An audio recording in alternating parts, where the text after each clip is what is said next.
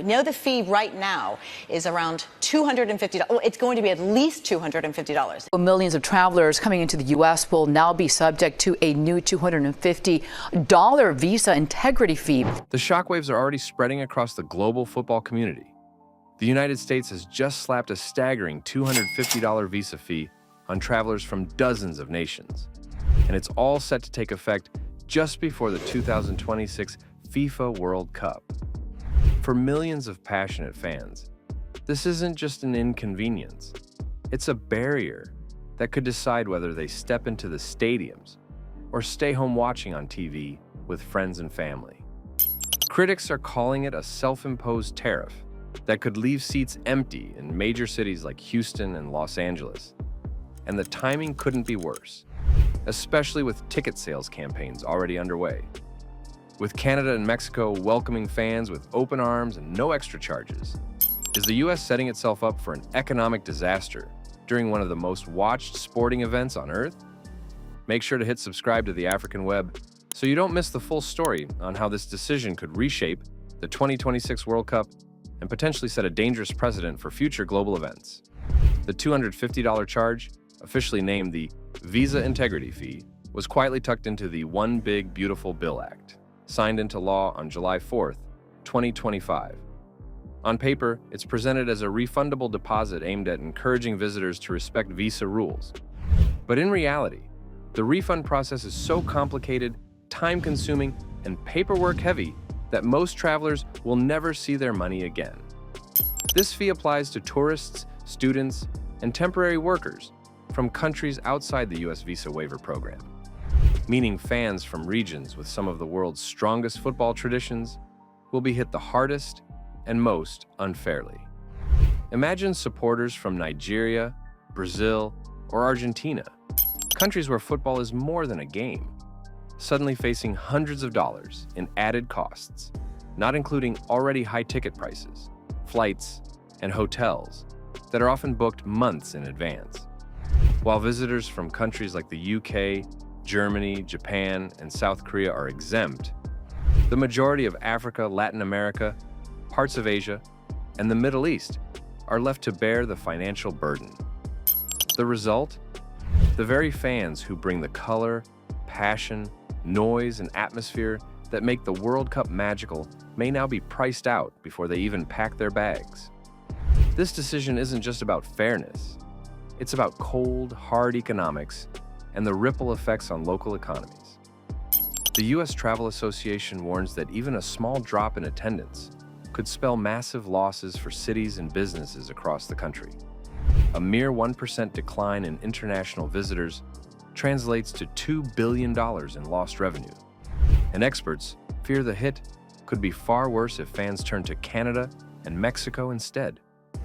For context, Brazil's 2014 World Cup generated an eye-watering $13 billion for its economy, and Qatar in 2022 achieved an incredible 96% stadium occupancy rate across all matches. Those numbers aren't accidental. They come from making the event accessible to fans worldwide, both financially and logistically.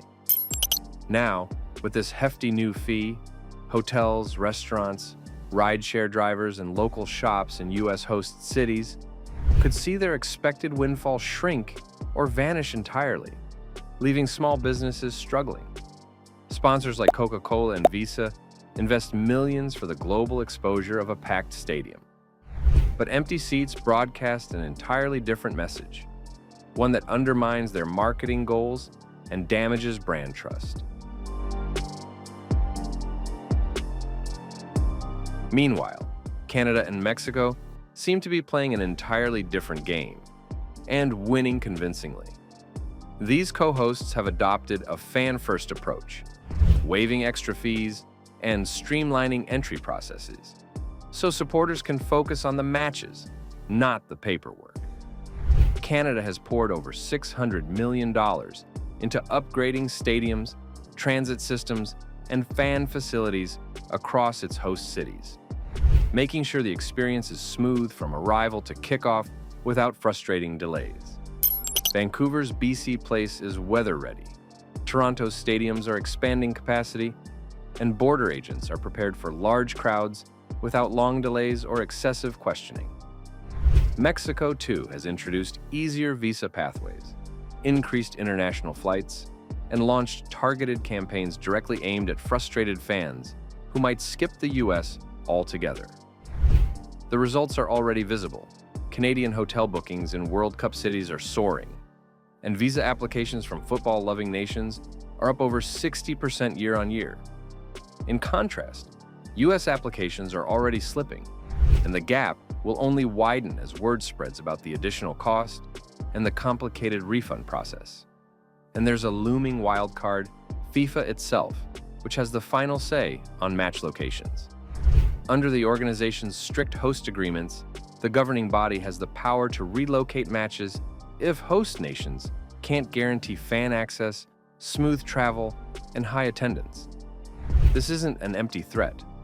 History shows FIFA will act quickly when faced with logistical or attendance problems that threaten the tournament's success.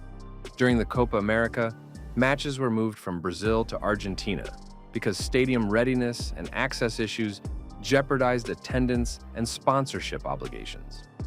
Now, with Canada and Mexico already meeting FIFA's access requirements, they could step in to take additional games at short notice, avoiding disruptions for fans and broadcasters.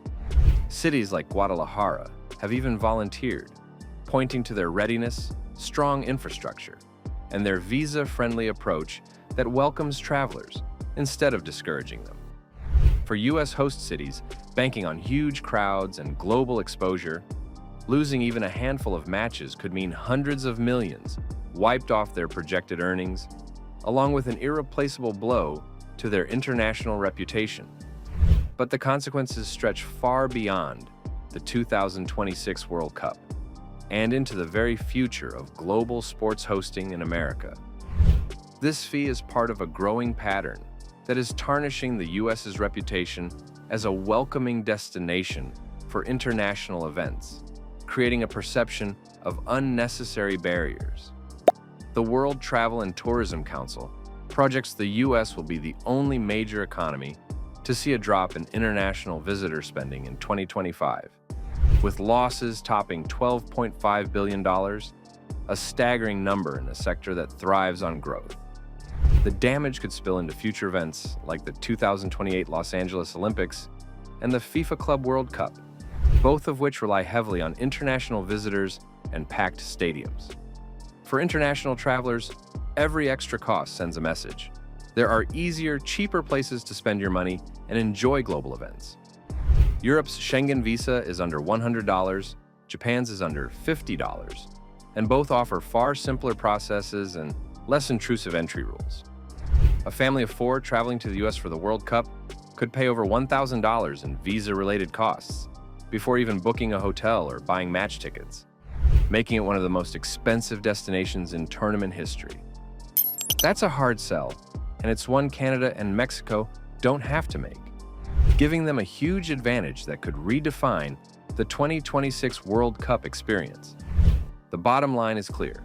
The $250 visa fee may have been designed as a security measure, but in practice, it risks turning the World Cup into a financial and reputational black hole for the U.S.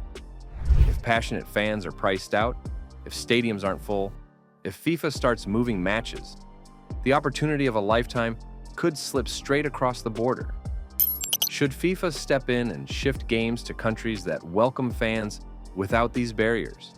Share your thoughts in the comments below. And don't forget to like, share, and subscribe to the African Web for more in-depth stories shaping Africa and the world.